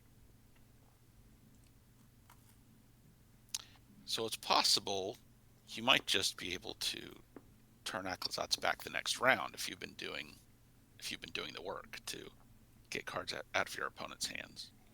Mhm. You gotta wait because it's transformed. It comes back transformed tapped, so you can't just activate that last ability immediately. But yeah, if you've been doing stuff, kind of like O'Hare Talk, you might be able to get it back really quickly. O'Hare Batik, you have to wait, and get through all those time counters, but Aclazotz you can do faster. So wait a minute. Mm-hmm. O'Hare Talk is just God. O'Hare Pakpatik is just God. Aclazotz is a bat god. Yes. Interesting. How do you pronounce it again? Aclazotz. Aclazotz. Aclazotz. There's a Z in there. It's right there. Aclazotz. Yeah, you say it the way it looks like. I am not good at this. Is in the story, and in fact, the vampires are trying to free him from imprisonment because he's like the progenitor of vampires. Actually, it's Aclazotz. Sorry. Okay. So that's kind of the rush. One of the rushes to get into the subterranean is to free him from his imprisonment. They're all like, "Hey, you're pretty cool," and he's like, "I know." Duh. It's a bit more complicated than that, but that's the bare bones. You're right. I am pretty cool. All right. I love the way I step away just as you start reading the Blue God. I'm not gone very long when I get back. You're reading the Black God. I'm like, I wasn't here to scroll down. Damn it. Well, the blue one, doesn't have a lot of fancy stuff going on with it. We know what Rebound is. Yeah. And, yeah. Fair enough. I mean, it's neat, but it's also again one of those cards that's just like you're only limited by the instants and sorceries you want to cast. So insert here, So then we got O'Hare Ashenil in red. Oh, this guy! They showed this art like forever ago. Yeah. They did. So O'Hare Ashenil, Deepest Might. This is kind of insane. For 2 red, I haven't read this card. For 2 red is a legendary god. It's a 4/4 with trample. If a red source you control would deal an amount of non-combat damage less than O'Hare Ashenil's power to an opponent, that source deals damage equal to O'Hare Ashenil's power instead. Oh, so if you were gonna shock something, instead the shock deals 4. Grape shot. Blam. Yeah, great Sorry, if you were shot. gonna is shot- actually If you were gonna shock an opponent, it's just opponents. Yes. Was the But- pin drop? What was the one with Storm? Grape Grape shot. shot. Yeah. grape shot. That was the one. Mm-hmm. Yeah. Oh. Grape shot is exactly the first thing that came to mind for me. Probably like a bunch of other people. Oh, that hurts. So, and of course, when it dies, return it to the battlefield tapped and transformed, alright? Wait, do they all say tapped and transformed? They do, okay. So, it becomes the Temple of Power, which taps for a red, of course. And then for 2 and a red and tap, transform Temple of Power, activate only if red sources you controlled dealt 4 or more non-combat damage this turn, and only as a sorcery. See, this one doesn't work with itself. Yeah. Because he's not there anymore to pump your spells. Right. Like the white Yeah, I one noticed that as gives you well. creatures and those stay there. The black one discards cards and, unless your opponent's drawing extra cards, then that helps. The blue one I was gone while you're at it, so I have no idea how that works. It really doesn't synergize with the front half. Oh. It's just really, really, really solid. Oh, yeah, I see. It will come back in time no matter, like, you can't rush it, but it will, you'll get what you need in time anyway. Yeah. Okay. So yeah, this is one you want to kill as soon as possible when your opponent plays it, so that you don't immediately die, because it's not one that helps itself transform again. Right.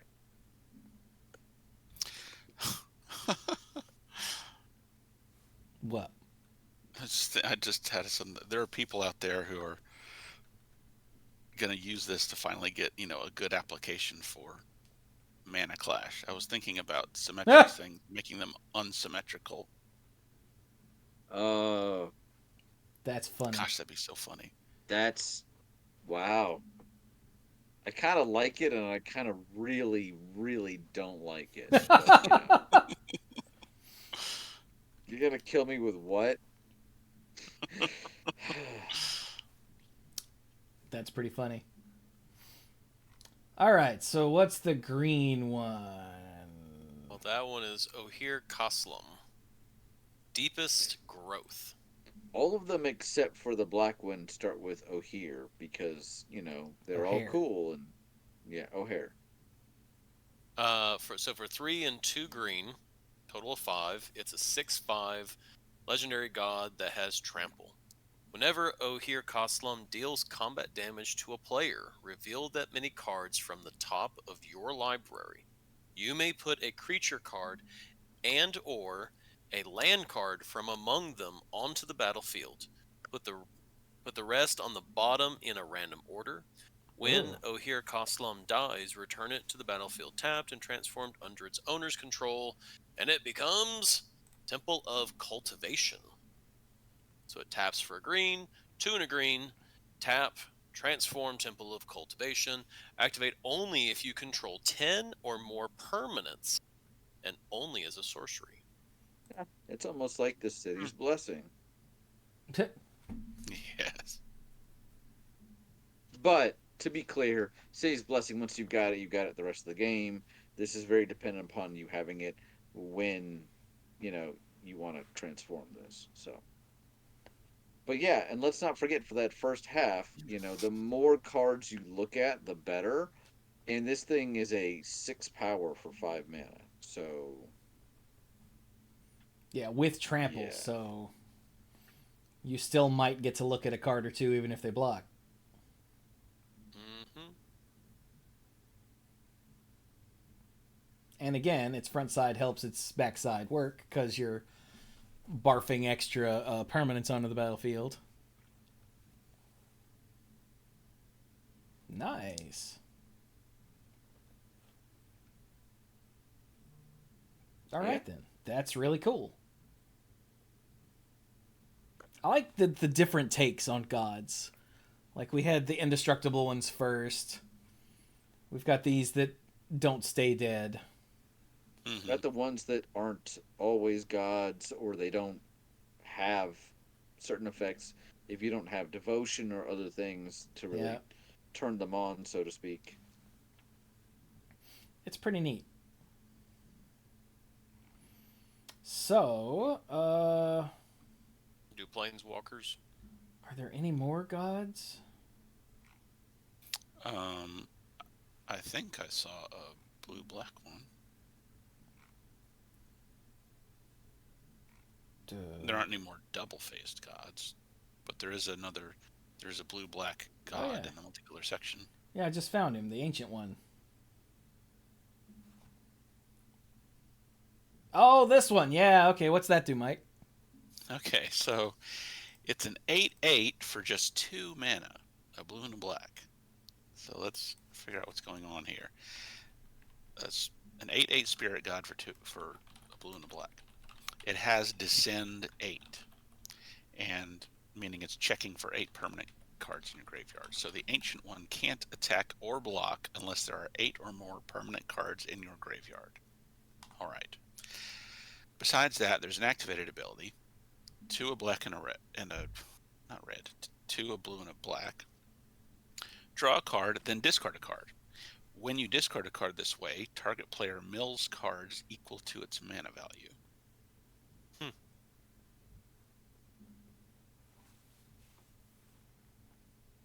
So you could use this as just a, milling engine for your opponent, or you could use it as an engine to make your 8/8 able to attack and block faster.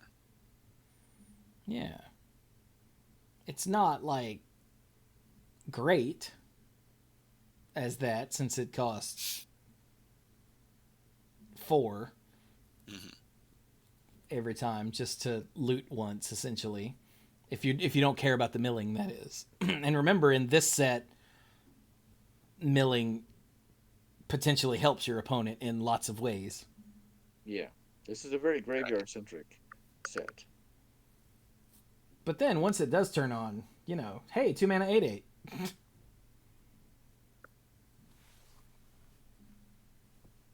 It's a weird card. It is weird. Huh. Whoa, Xenagos got a reprint. That's not the kind of god we care about, though. Yeah, I saw that and thought, how in the world does he factor into this? Yeah, because he's in a commander deck, I'm guessing. Yep. Yeah. All right, so then we might as well read the Inner Sun. Hang on. How the hell do you say that? It is Chimil. Chimil. Okay. By the way, we're getting these pronunciations from on Twitter, Logan A. Dixon 1, who's the name is currently Logan Ixalan Dad, who has been making these pronunciation guides and updating them as more cards are revealed and as he gets more information. And so shout out to him. I will drop a link to the current one that we're using in the description or show notes or whatever you want to call it.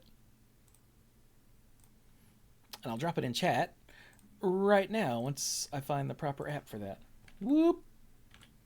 There you go. So, yeah, Chimil, the Inner Sun, is the, I guess this is sort of the thing that they're after. Damn it, what's the movie term? I can see it. What was that? MacGuffin? Thank you, yeah. Yes. Chimil is sort of the MacGuffin, I think. Yes, yes and no. Different groups are after different stuff, but yeah. Yeah, okay. So somebody's MacGuffin. So Chimil, the Inner Sun, for 6 mana, is a legendary artifact that says spells you control can't be countered, which is pretty nuts. But then it says at the beginning of your end step, discover 5, which that's the not cascade thing. So you're exiling cards from the top until you hit a non-land that costs 5 or less. Then you cast it without paying its mana cost, or put it into your hand, and the rest go on the bottom in a random order.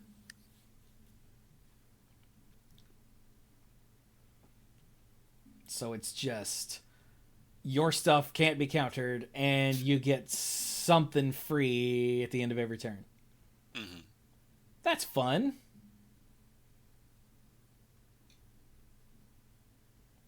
Yeah, that does sound fun. Yeah. Discover 5, you can get some exciting things, but it also creates a lot of variance that kind of balances it out in a way. Yeah. I keep turning up 2 drops. Well, you didn't pay for it. Shut up. I paid 6 for it. Yeah, right.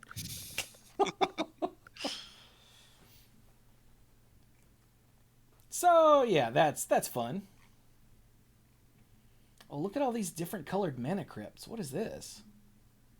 Whoa. It's different. There's Oh, a the special neon ink ink thing. treatment. Yeah. Yeah. It's got the Like neon. Hidetsugu in Neon Dynasty. Or, you know what? Close enough. I Neon think he Destiny. means Hidetsugu, but we'll just let him have it. Yes. Oh, Have Cavern of you- Souls gets that treatment too.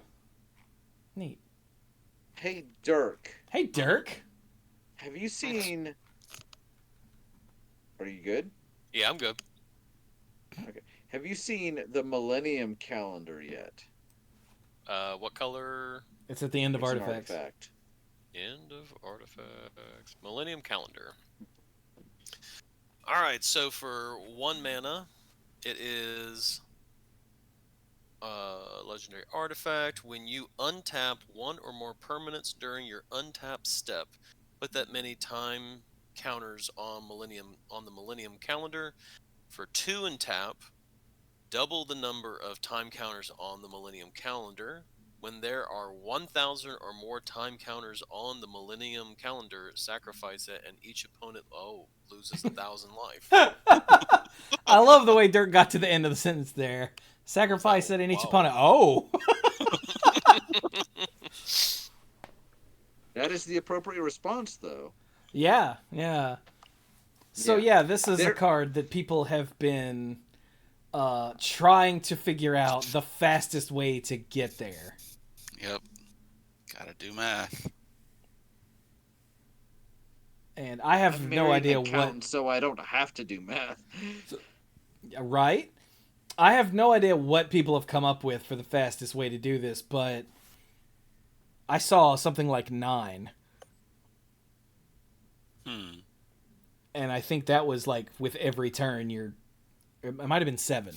Whatever, that's with every turn, everything you're doing is trying to activate the Millennium Calendar, which, you'll be dead by then. So Right. There are other things that it's possible there are other things that you could do that could create enough tapped things to be untapped that might give you more counters in an activation. That would only be happening early on in the process.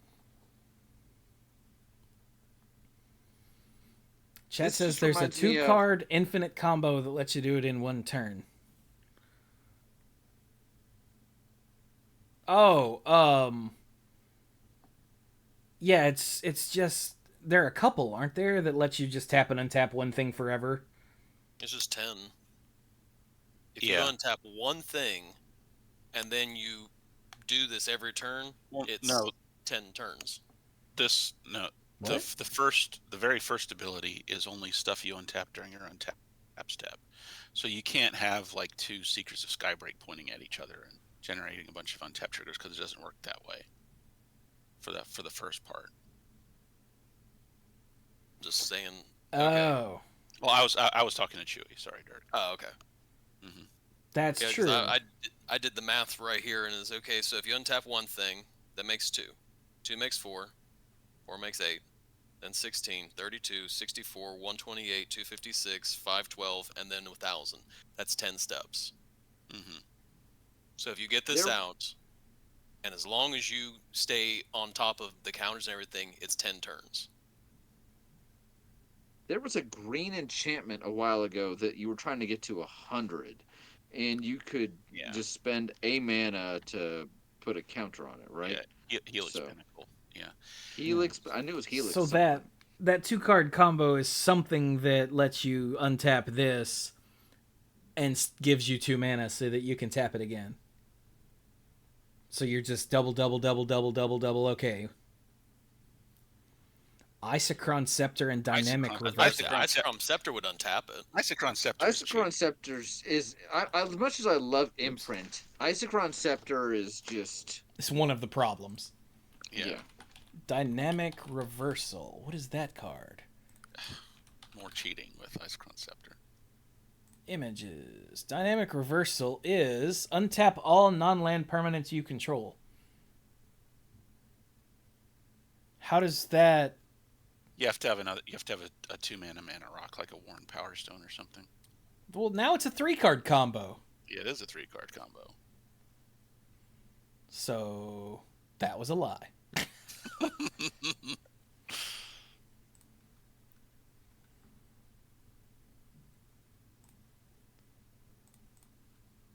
And the Seedborn Muse will do it too.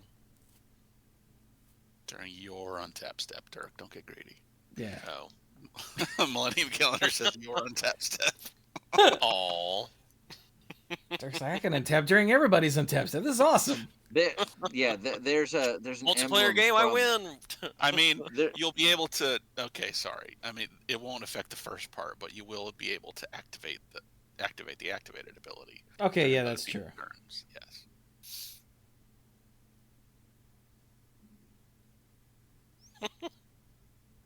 Thanks, Mike. I mean, oh yeah, this is during your untap step. Yeah.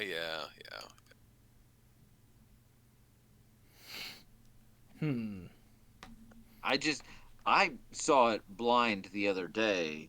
I had not heard people talking about it or whatever, and I read it and I'm like, and I elicited probably what was the expected response of like, holy hell. That's awesome. All right then. Is there a sacrifice ability? Because it's just There- whenever it gets that, then you can sacrifice it. That's built in. Well, no, then you do sacrifice it. Okay. Like, Yeah, it just happens. it's just a trigger. Okay. It's a fun little card, which is, you know, why we're talking about it, because that's what we do here is fun. But I like having fun. it's probably not going to win you anything important, but if it does, please tell us, because it'll be hilarious.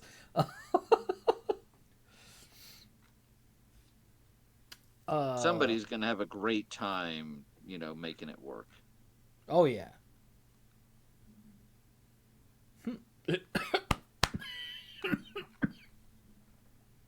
Who's dying? I'm not dying, you're dying. Oh my god. Excuse me. What else we got? Oh, did you guys see? Hang on, let me go look up how you say it. Sholatoyak. The green Maybe. blue salamander serpent at the bottom of multicolored. Probably not then. Sholatoyak. Sholatoyak. There we go. Sholatoyak. I think it's in the commander set. Okay, I just have the main set turned on right now. Yeah, I don't have the commander set turned on either. Well, you should probably do that so you can see this card then. All right. Because it's the Smiling Flood. Yeah. So for 4, a green and a blue, it's a legendary salamander serpent. Yes, And- salamanders! Yeah! Someone pointed out in the Discord, like, Dirk, salamanders!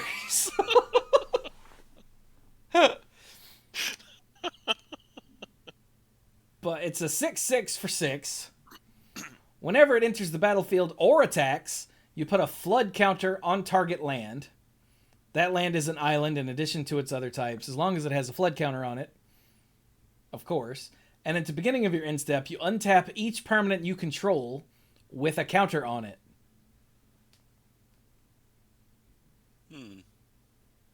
But I don't care what it does, because it's a bloody big... Oh, hang on. How do you say that? An Ashalot. It's a big legendary Ashalot. This apparently is how you say axolotl, which I didn't know that.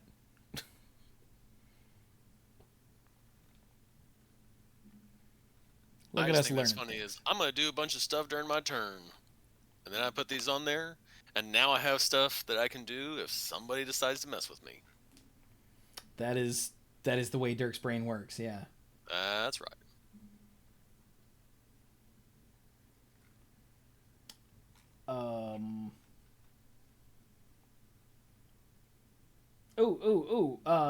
There's an elder fungus. The Myco Tyrant. Did we not talk about the Micro Tyrant in the mechanics article? Did we? It was featured there. Really? Oh. Well, now I'm sad. Oh, yeah, we did, didn't we? There's a 'Cause Loxodon Planeswalker. That's the thing that counted descending. Yeah. Yeah. Oh, yeah, our Elephant Man here. What are they called? Loxodon. Loxodon.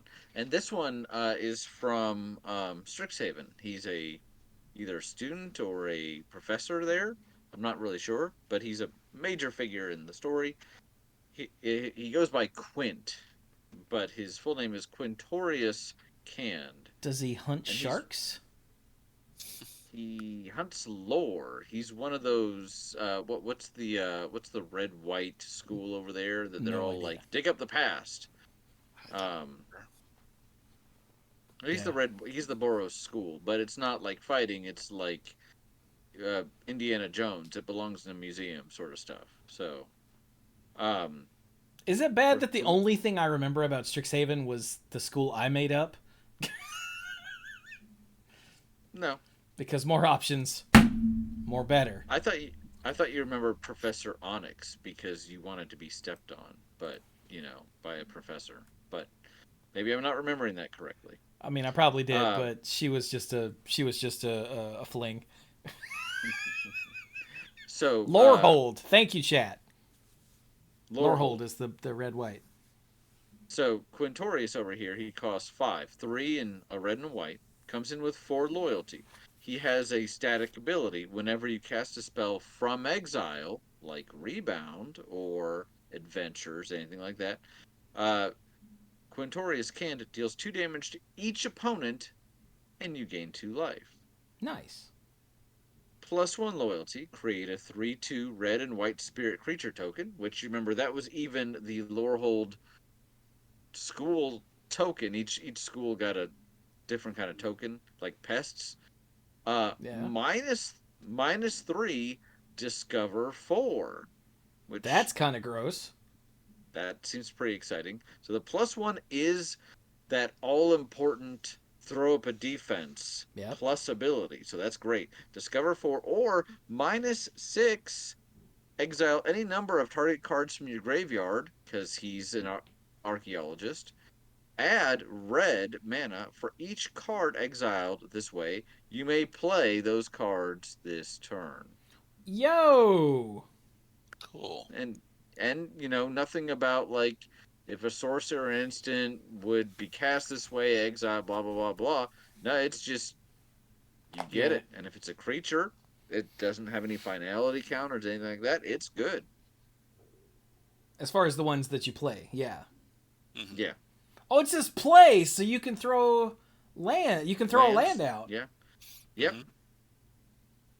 And you can use the mana to help pay for those cards because you're not playing them for free. You still have to cast them. Yeah. If they're non-land. But in theory, you're not doing this the turn you play him because he costs 5 and this comes with a 4 and this costs 6 loyalty. So in theory, you've got the mana you at least paid for him a couple turns ago, even if you haven't gotten any new mana, and the mana you're generating from this. And it's any number of target cards. So it's not exile your whole graveyard. You pick and choose.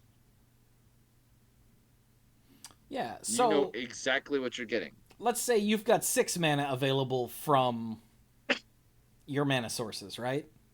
Yeah. And earlier in the game, you discarded, I don't know, a big-ass dragon that costs 8. So you can use this ability. You've already got 6 mana from your mana sources. Exile the big-ass dragon and any other thing. Now you have 8 mana. You can cast your big-ass dragon. And that's just, like, the first simple thing that came to mind. Like, you don't... You could also have, 3 or 4 burn spells there that you want to shoot your opponent in the face with. Mm-hmm. To say nothing of if you have red rituals in your graveyard. Right? Right. Grape shot. Because you've got I already forgot what the Jurassic Park card was. Oh no, it wasn't. It was the god. It was Yeah. the god. It was the red god. Ooh.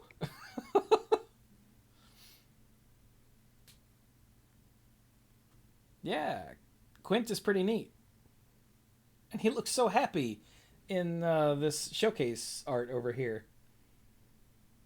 He's Yeah. like, hi, like, oh, he's cute.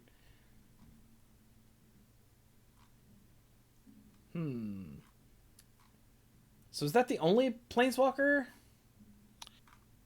I think so. That's the only 'Cause planeswalker. There are other characters like Sahili and Watley are here, but they're desparked. Yeah. And they I think they've said they're gonna limit it to one planeswalker per set or something like that. I've said this before, and I think someone corrected me. I don't remember what they were saying. I mean, I they said stuff like that in the past. I could Who knows? I could see them doing that because they've definitely scaled back because of now that we have the omen paths, so we can have characters going between planes. It feels more like now we're kind of like building up a party, kind of like Weatherlight style. Because if you remember in the last set in Eldraine, we had Kellen, and he's back here. He's in white. He's Kellen, daring traveler, and he's the only card in here with an adventure, which feels appropriate. But over the course of this story, he meets some other people, and at the end of the story, one of those people says, "I'm going to go through an omen path with you," and they jump through one, and we'll Did you see say where they he's end in up next white? time. Kellen, yeah, he's a white card. He's in multicolor because his adventure is green. Oh, But that's why I can't. I'm looking at white, going, no. yeah, he's right there, man. Right? Can you see him? So Kellen, well, I just talked about a card. So somebody else tell us what Kellen does. I don't think anyone cares what Kellen does. So you tell us. All right. So Kellen, his adventure is a sorcery for a single green. Journey on, because he's continuing on his adventures, looking for his dad. Um, for a single green, create X map tokens, where X is 1 plus the number of opponents who control an artifact. So in multiplayer, you might get a bunch of map tokens if opponents have artifacts, but you're always going to get at least one. And then he himself costs 1 and a white. He is a human fairy scout. I don't recall if he was a fairy in the last set, but that's before he found out about his, lineage. So for 2 mana, he's a 2/3. Whenever he attacks, reveal the top card of your library. If it's a creature card with mana value 3 or less, put it into your hand. Otherwise, you may put it into your graveyard, which helps you get to descending and whatnot. Yeah. 2/3 for 2 is pretty nice. And it's 1 in a white. Yeah. Like, I guess ideally you'd want him in a deck that can do green and white. But even so, it's 1 in a white for a 2/3. Like, Elvish Warrior was always a freaking force to be reckoned with, and it costs green. Yeah. But The power creep is standards real. have changed a bit. Yeah. So, but I guarantee you, because this is like the new arc, that he's going to be going around picking up new allies, and until eventually he'll figure out what kind of person he's looking for when he's looking for his dad. The story last time was new, but it's been out for a couple of months, so I think it's safe to say that most people that are going to read the story have read the story. His dad is Oko. Boo. I mean, His you should be able to look at him. He's giving off big twink energy. he is a little bit. His mom kind of like she sympathized with him and he fell in love with her, but they parted ways when he was like, "I will kill all of your enemies and anyone that has ever looked at you bad," and she's like, "No, you're kind of an extremist," and he's like, "All right, peace." Chances are he probably doesn't even know he has a son. So I mean, that sounds about right. Yeah. yeah. Oh, go ahead. One really quick. I think you're on a different list than mine. Did you guys talk about the Planeswalker Lord Windgrace? He's a reprint. That's a Okay. reprint. Yeah. He's a reprint from one of the earlier Commander sets, right? Because they brought It was- Windgrace and Freyleys. Fraley's, yeah. Because I think it was that's the the first last one time that we had- all got together and played with all of the Commander decks. That sounds about right. And I remember we talked about it was kind of a big deal because they had pre-mending planeswalkers, and we kind of talked for what that represented. Yeah. So I don't know what rarity you guys have, if any, but I've got everything up, and right above Kellen is a baby, and I love the baby. It's a big baby, but it's still a baby. It's hang on. Do we have a pronunciation guide on it? The firstborn. We do not have, but I'm gonna guess it's Quinth, because how else would you pronounce that? It's Quinth, maybe. I will only mess it up. The firstborn of Gishath. Yeah, I'm gonna say Eats Keith. There we go. Eats Keith. Firstborn of Gishath is for a red and a green. I think that is that common or uncommon. That's uncommon. I can't tell with some I of these think. symbols anymore. It's uncommon. Okay. You can also look at the stuff in the bottom left corner. That helps. Oh, there's a U. Thank you, Mike. So Good job, yeah, Mike. it's for red and a green. You get a 2/3 uncommon legendary dinosaur with haste. And when Eats Keith, firstborn of Gishath, enters the battlefield, you may pay 2. When you do, target dinosaur you control deals damage equal to its power to another creature. They don't fight. It just one of them gets bitten. Mm-hmm. Yeah.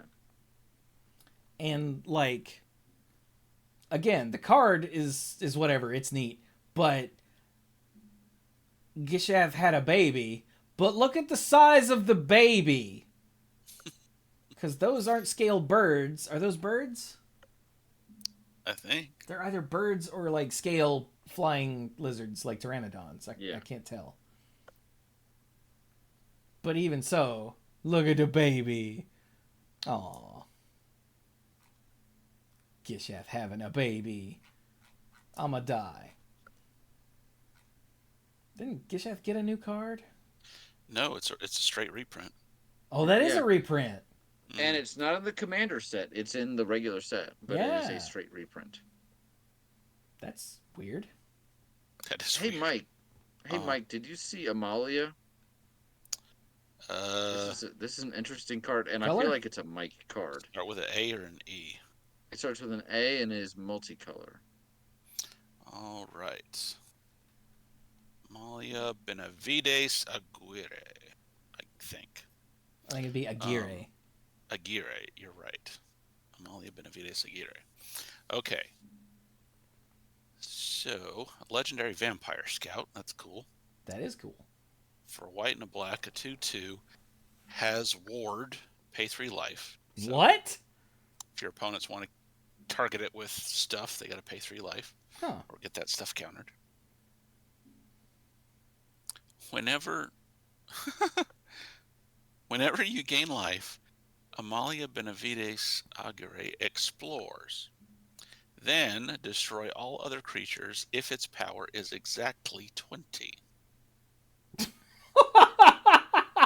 What the hell? So there's nothing on here that This doesn't have life link. That doesn't have any other ability that lets you gain life. You just got to find your own way. And then, okay, and a quick reminder of Explore. You reveal the top card of your library. If it's a land, it goes into your hand. Otherwise, you put a +1/+1 counter on the creature, and then you can either put the card back on top or put it into your graveyard. So Amalia will get a +1/+1 counter from exploring if you show a non-land card. But there's other ways, of course, to raise a creature's power. There's plenty of those been printed over the years. I can think of at least 3 right now. And if you get to 20, you destroy all the creatures. Except it's if you get to 19 and then you successfully explore. Well, Like it's not when her power becomes 20. Yeah, I know. I glossed over when I was speaking. Well, yeah, but I was clarifying for anyone listening. Like, but that's also important because if she's at 20 and you explore and it's a land, it's gonna trigger again. Oh, that's true. Is still exactly 20. So what's really cool is that a way to avoid having all the creatures exploded is to cast Giant Growth on your opponent's Amalia. Oh darn! But that's gonna cost you 3 life. It's gonna cost you 3 life, and they're gonna have a 23/23. So you know.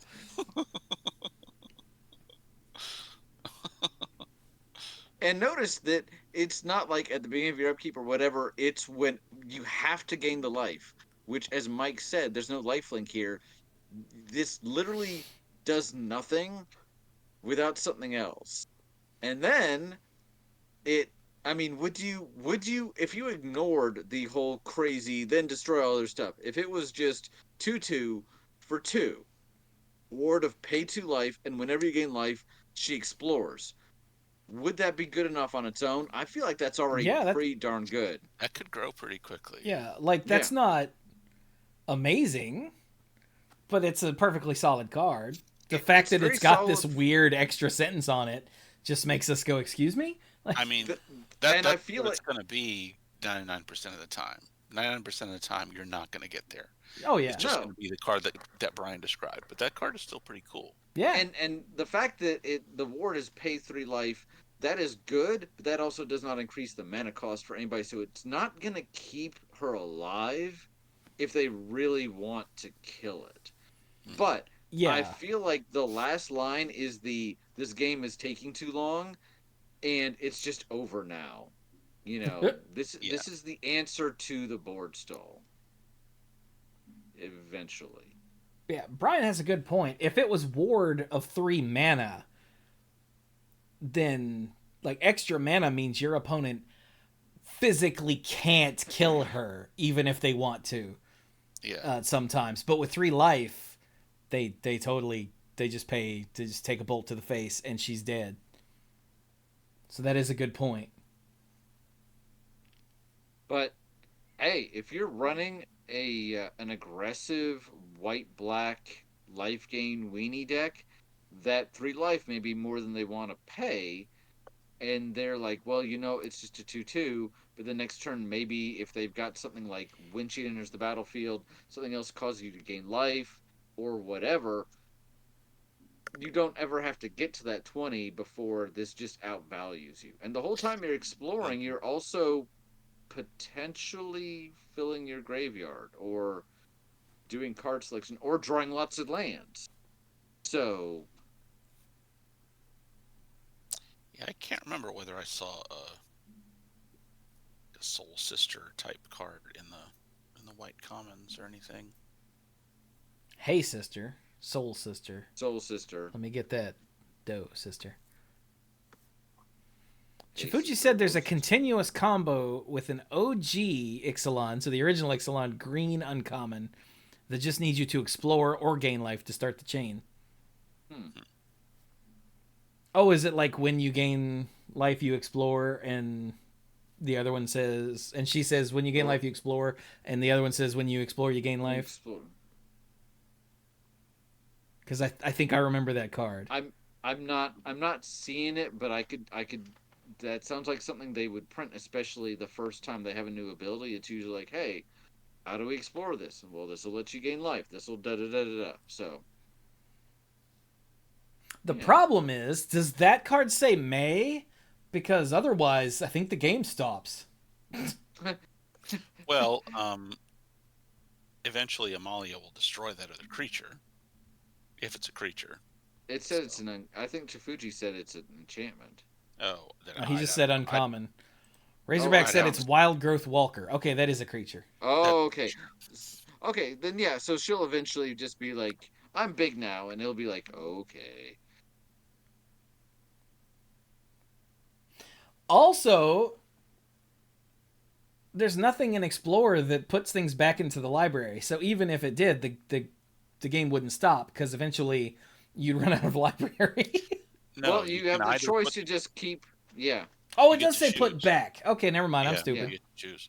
So if you find, so if you start doing that, and you find a non-land card, and you don't want to keep milling yourself, you just keep showing that one over and over again. Yeah. Yeah.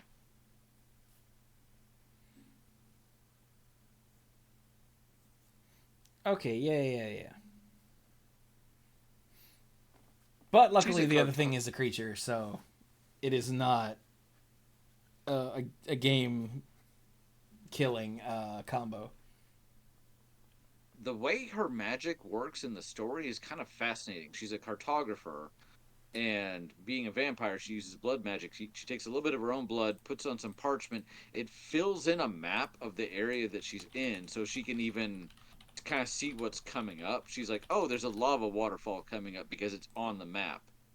And then in extreme circumstances, once she's made the map, she can then like erase parts of it to change the landscape. So Jesus. it's pretty cool. It's something that I don't think we've really seen a lot of, but um, we'll probably be seeing more of her in the future.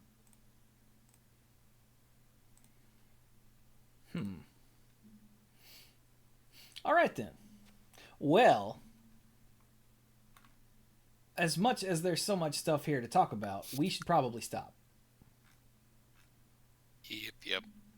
Mainly because it's late and we're gonna lose Dirk regardless. So, Yeah. so how about we wrap things up there with some final thoughts, my dorks? And if we're feeling like it, we'll come back next week and look at more stuff, or we might move on and do something else. You never know. Because next week, dear listeners, we will be recording the day before the show's, what did we come up with earlier? 16th birthday, Nice. which is The insane. show can drive. Yeah, the show can drive. Do not give the show a license. No. So, all right. Let us know something. We will ignore you completely and just do what we want to do. So, Dirk, what you got for a final thought? My final thought is, it's been an interesting week. I talked to Chewy earlier and told him my frustrations and complaints and all that good stuff with how it's been. But I'm hoping that the week gets better. Definitely next week gets better. So it's just one of those things that, sometimes kids do stuff and you either gotta let it go past you, or it starts to drive you batty. And unfortunately, it's been driving me a little batty this week. He's talking about students, not his kids. Yes, not my children. My children do that to me all the time, but I can manage that. I can't manage other kids' I can't manage other people's kids, because I can't. I don't have any control over them and how mischievous they are. So, with that, I'm gonna head on to bed. So you guys all have a wonderful night. Night, Zerk. Night. Good night. So before anybody else goes, I'm going to remind everyone to go to patreon.com/themanapool, become a lifeguard, and, help support the show.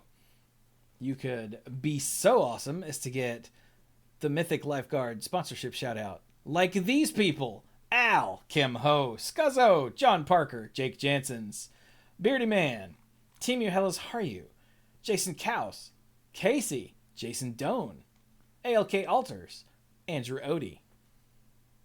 Yay! Thank you all very much to all of you lifeguards at every tier, and everyone listening and watching, Twitch subscribers, just all of you. Thank you. We love you. Mwah. All right. Who's next? I will go next because then I need to go. Carrie's getting ready for bed too. No, but you got to stay till after the show because I got to ask you something.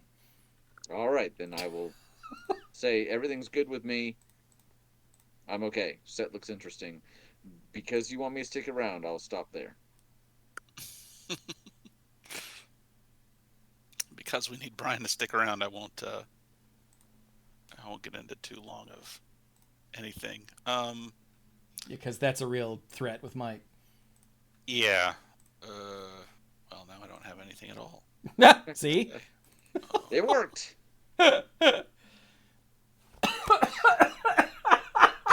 It's good to get another. It's good to get another callback to Ixalan. With some of the other places that Magic has visited over the years, I think that I don't know if they want to wait super long to go back, especially with only getting one set to explore any given place. Kaldheim had a really rich and varied world that was only just kind of looked at in one set, period. I frequently forget that Kaldheim was even a thing. Uh-huh. Like, whenever someone mentions it, I'm like, the hell is... Oh, yeah. Yeah. But hopefully it won't be too much longer before we can circle back to other places that the game has been where there's still a lot of interesting designs and characters and stories to mine. Yeah. I think Ixalan was the last set that I did like a lot of in-person booster drafts with. Kind of fell off of it after that. Ixalan drafting was fun. Yeah? Mm-hmm. Cool. Okay, that's it. All right, then. As for me, I've got... So I was playing Alan Wake for Spooky Season. Because the game is longer than I thought, I didn't actually finish it. I finished the base game. What the game shipped with originally, and it ended, and it was super unsatisfying. Like, I was playing it for the story the whole time, because the gameplay got old about Chapter 3. I'm not gonna lie. It wasn't bad. It's just once you hit a certain point, it doesn't add anything new ever again. And so every combat encounter was just like, yeah, all right, let's go. Hurry up. Get through it. Get to the next thing. But then it ended, and it was super obscure and ambiguous. And yeah, I was like, if I'd bought the game and played it back in the day for full price and that was the end, I would have been pissed. But there are two, they're called specials, so I think they were DLCs that I'm going to be doing next week before I finish with the game. And then I'll do Alan Wake's American Nightmare, the smaller game, after that, just because why not? But the goal now is, once I finish Alan Wake, is to do Resident Evil 4, the Separate Ways DLC, which I bought the day it came out, and I haven't touched, and it pisses me off. So I'm very excited to see Ada Wong's side of things. I'm going to go back to Sea of Stars now that Spooky Season's over. And I'm going to be playing Resident Evil 4 and Sea of Stars after I finish Alan Wake. Once one of those is done, and Final Fantasy 2 Pixel Remaster on Fridays, of course. Once I'm done with either one of those, I'm gonna start Spider-Man Miles Morales because I have this itch to be Spider-Man's again. And then whenever I finish something after that, I'm gonna start Doom Eternal. So I can finally finish the Doom franchise run that I started what feels like 8 years ago. So come join me for all of this fun on Twitch. I stream usually around 8:30 any given night of the week. It varies. Those are the immediate plans. Separate ways in the Resident Evil 4 remake, Sea of Stars, Miles Morales, Doom Eternal, after finishing Alan Wake and Alan Wake's American Nightmare. Yay! Very excited. And then I'll make waffles. But with that, we will be done with episode 689 of the Mana Pool. Like I said, don't forget, next week is our 16th birthday. I don't think we're doing anything in particular about it. Also, today is my parents' 53rd anniversary. Nice.